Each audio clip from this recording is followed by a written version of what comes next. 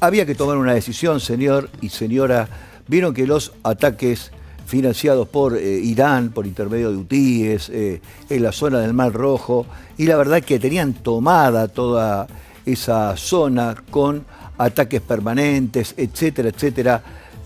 Tenían que tomar una decisión los países de la región para poder poner, por supuesto, un fin a estas amenazas que, la verdad, cortan la vía marítima. Hay un problema antes de todo, o sea, Omán cerrado o cerrado a medias y regulado por Irán con sus particularidades, digámoslo así. Omán está ahí a media máquina, están en el medio de un acuerdo que daba también la parte de Arabia Saudita, que sabemos que es toda de la parte del Mar Rojo.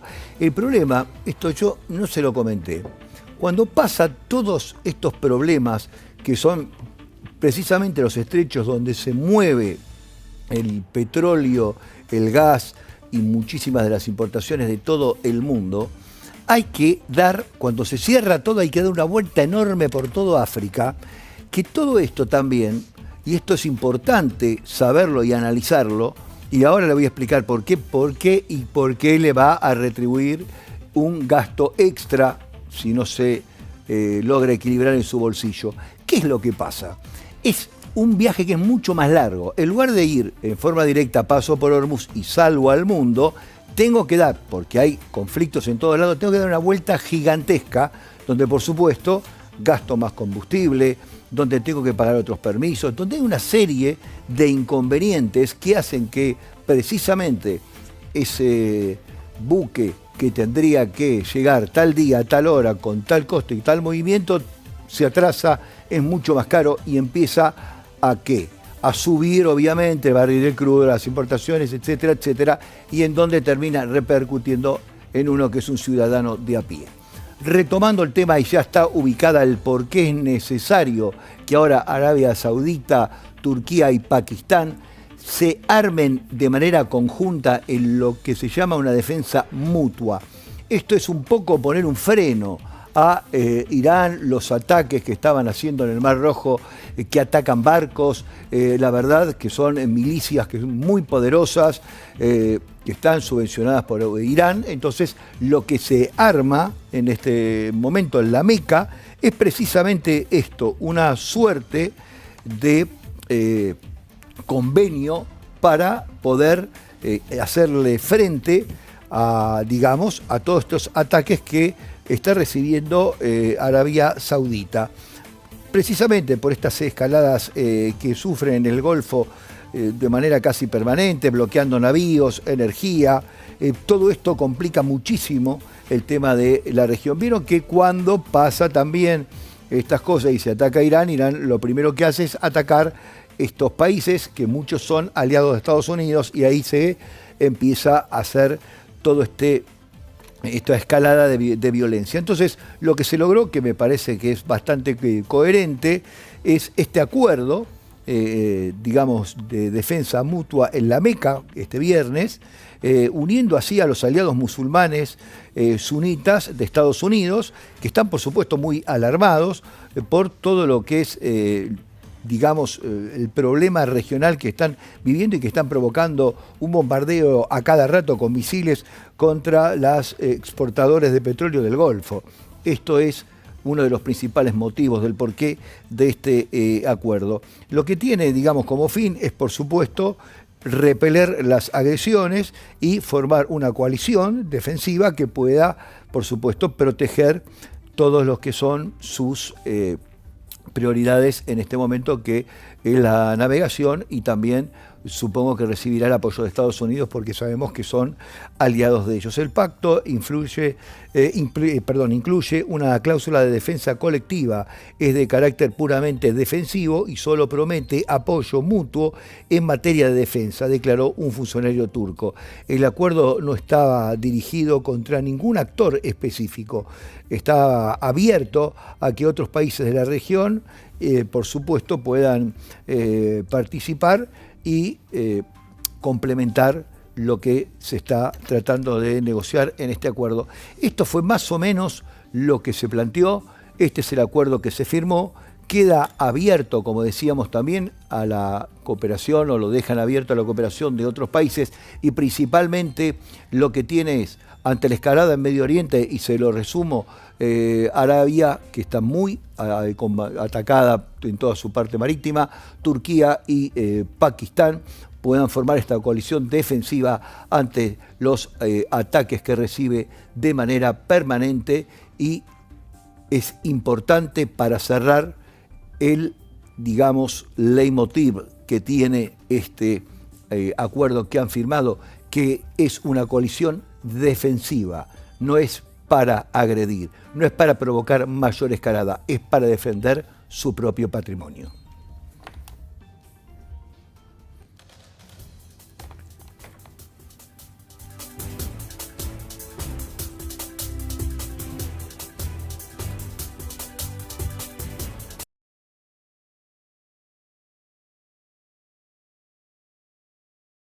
Y como hablábamos, es lo que pasa. Todo este movimiento hutí que hace ataques en distintas partes, ahora le toca a Yemen y se lo voy a contar. Estábamos hablando recién del por qué se tienen que formar estas coaliciones para poder protegerse, porque pensemos que Irán empieza a sacar, digamos, estas cartas y empieza a jugar cosas que no se tenían pensadas en ningún momento. Siempre retomamos la primera idea de Trump, que era, bueno, perfecto, yo voy, invado toda esa parte de Hormuz y en una semana, señores, esto queda en aguas internacionales, me adueño de toda la ruta y acá mando yo. La cosa no es así, va en una escalada cada vez más grande, lo único que tenemos son sectores divididos, Omán y Hormuz por un lado, por otro lado obviamente Estados Unidos y por otro lado Arabia Saudita con la coalición que les comentaba recién. Este es el panorama geopolítico que hoy rige toda esta zona de Medio Oriente. Acá nada se terminó en una semana y por eso le digo cómo Irán saca cartas de la manga diciendo, bueno, esto no es tan fácil, concentro mis armamento, todo lo que son mis tácticas militares en el estrecho de Hormuz. Perfecto, una vez que ya traba todo eso y no permite, digamos, la acción belicosa más intensa, ¿qué hace? Ataca a países que tienen y son aliados norteamericanos. Y ahora también, por supuesto, por intermedio de alianzas que hace con los hutíes, lleva a cabo, como lo que pasa, un ataque contra las fuerzas saudíes en una base militar de Yemen, como lo que estamos viendo. O sea, empieza a esparcir estos focos mediante estas células hutíes que tiene esparcidas en zonas estratégicas Irán. Entonces, esto, digamos, este despliegue que hace desde el punto de vista táctico, militar y geopolítico muy complejo de atacar. Entonces por eso hacen falta coaliciones locales, obviamente estará el apoyo de Estados Unidos y como les estaba comentando hoy, precisamente es este el ejemplo que les estoy diciendo. Los hutíes llevaron a cabo un ataque contra las fuerzas saudí en la base de Yemen, según afirmó el portavoz del grupo armado. La verdad que hutíes atacaron concentraciones de fuerzas saudíes, sean almacenes, vehículos militares, equipamiento, o sea, todo lo que es importante, digamos, para el desarrollo de lo que es la protección y la defensa militar. Todo esto sucedió en el centro, ahí estamos viendo algunas imágenes, en el centro y en la parte norte de Yemen. Los ataques producidos fueron con misiles y drones precisos y efectivos. La verdad es que son, digamos, ataques muy puntuales y, como les decía recién, ataques de orden táctico. Y esto es, digamos, un intercambio de escalada por escalada, para irle cerrando un poco la idea, ¿no? Los hutíes continúan respondiendo con escaladas cada vez mayores, con realmente acciones belicosas dispersas en varios lugares donde hay focos de tensión militar y de violencia permanente. ¿Esto qué es lo que hace? Es desbalancear, por supuesto, la paz y desde el punto de vista defensivo obliga a ¿qué? A armar alianzas, a que Estados Unidos refuerce las bases aliadas, porque esta segunda información que le estoy brindando es el crudo ejemplo de cómo está funcionando Irán y toda su política por intermedio del financiamiento, en este caso de los hutíes. Así es como está la cosa.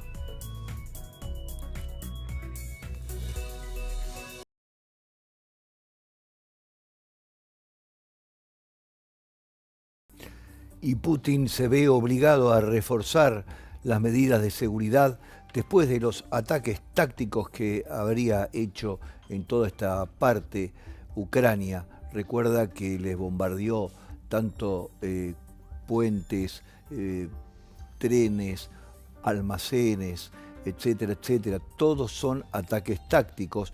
En este último tiempo vemos una notable realmente cambio de lo que es táctico respecto a Ucrania sobre los ataques en Rusia. Esto, por supuesto, lo obligó a Putin, que es un experto en el tema, a reunirse con su Consejo de Seguridad y a poner y trazar un plan, sobre todo en puntos absolutamente estratégicos. ¿Cuáles son, para que usted tenga una idea? Por ejemplo, una refinería, por ejemplo, ese almacén que es una suerte de, como no lo puedo nombrar, pero es como una suerte de tienda online muy importante, como la que puede ver en Argentina o en otras partes de Europa, que se llama Wilberry, que es rusa, que se sospecha que también tiene una vinculación con algunos elementos militares, que también fue atacado.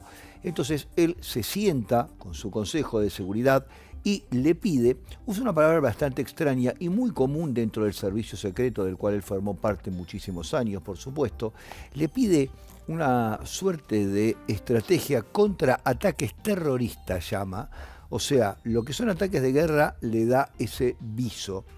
Putin afirmó que el encuentro estuvo dedicado a fortalecer la defensa antiterrorista, como le decía recién, de las instalaciones consideradas, por supuesto, críticas. Durante la reunión le pidió un informe al director del Servicio Federal de Seguridad sobre la situación interna del país. La preocupación creció después de los nuevos ataques contra refinerías rusas y contra, como les decía, Wilberry's, que es este almacén que tiene una página web como para que lo pueda asociar y se vende online, que presuntamente habría también algunas actividades de corte militar, por eso Ucrania lo atacó. Es una de las mayores empresas de comercio electrónico de Rusia, para que se pueda ubicar. Nosotros en esta parte del mundo no nos suena, ¿no? Pero bueno, para que tenga un paralelo. Esta semana Putin también realizó cambios en la estructura militar, designó un mando único para los servicios de defensa y retaguardia y reforzó los nuevos sistemas de seguridad no tripulados, o sea que vieron. No solamente hablemos de drones, sistemas de seguridad no tripulados, son esa suerte también de robots de uso militar que se utilizan para también detección de drones y hacer determinados rondines de seguridad. La protección de la retaguardia se volvió una prioridad estratégica en una guerra prolongada. Las refinerías, la logística, las comunicaciones pueden ser tan importantes como las posiciones en el frente. Rusia busca blindar su infraestructura mientras la guerra se extiende cada vez más lejos del campo de batalla. Y para cerrar, esto es lo preocupante, cada vez, como digo siempre, está más lejos del uniformado contra el uniformado y mucho más cerca de la gente que día a día tiene que ir al trabajo.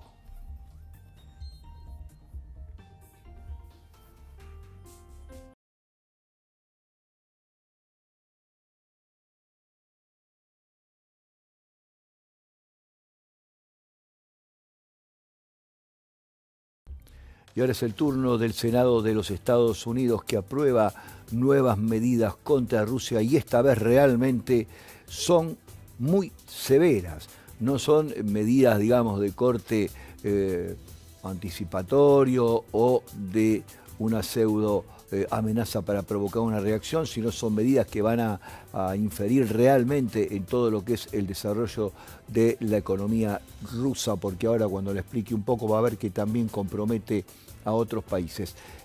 Lo que está estudiando ahora el Senado de los Estados Unidos, que aprobó por amplia mayoría un nuevo paquete de sanciones contra Rusia. Las medidas apuntan especialmente a lo que es el sector energético y busca, por supuesto, como les decía, aumentar la presión sobre Moscú. No eran como antes, que utilizan algunas medidas para presionar desde el punto de vista diplomático. Acá las medidas son bien concretas y van a recaer, por supuesto, sobre la economía rusa. El proyecto ahora deberá ser tratado en la Cámara de Representantes, aunque la votación, que no se espera, por supuesto, para antes de septiembre, porque está el receso legislativo. Las sanciones, escuchen bien, alcanzan a funcionarios, oligarcas, entidades financieras y la llamada flota fantasma, esta flota tan famosa, utilizada para eludir las restricciones sobre las exportaciones del petróleo ruso. El texto también permitiría al presidente Donald Trump, escuche bien esto, que es lo más importante quizás, y lo va a ubicar para que pueda tener realmente la magnitud de estas sanciones que van a caer sobre Rusia. Imponer aranceles hasta de un 500%, digo bien, sobre los productos importados desde Rusia, incluido el gas y el petróleo.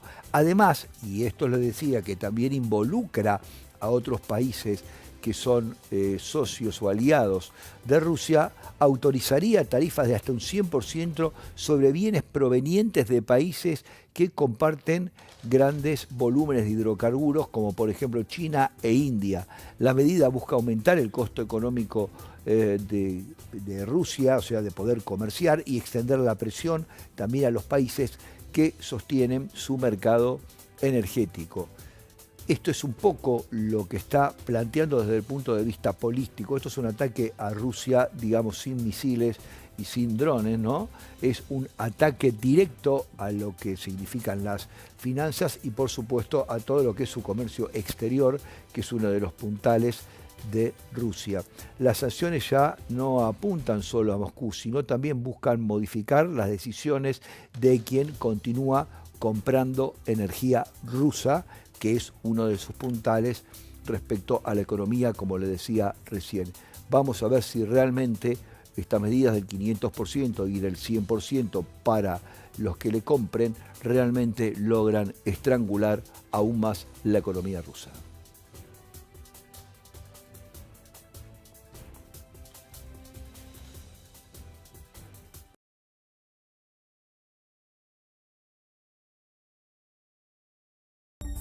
Y el bloqueo marítimo por parte de Estados Unidos hacia las exportaciones petroleras de Irán se está haciendo realmente sentir.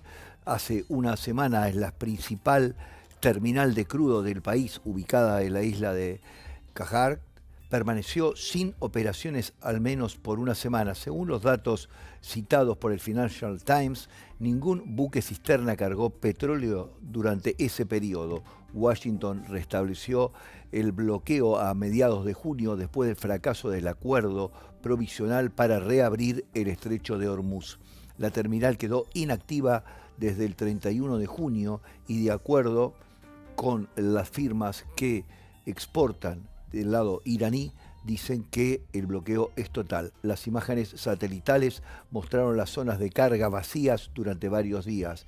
Esta isla es clave porque es la principal fuente de carga de crudo que tiene Irán. Ahí se carga, para que tengan una idea, aproximadamente 9 de cada 10 barriles de crudo que el país exporta. La reducción del movimiento marítimo ya obliga a Teherán a disminuir su producción, mientras se agotan los ingresos generados por los envíos anteriores.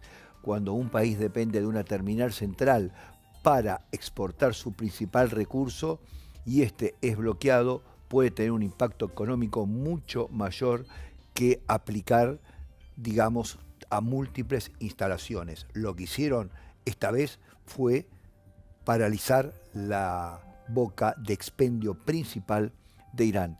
El control del mar comienza a transformarse en una presión directa sobre su principal fuente de ingresos en Irán, que sale desde ese punto clave.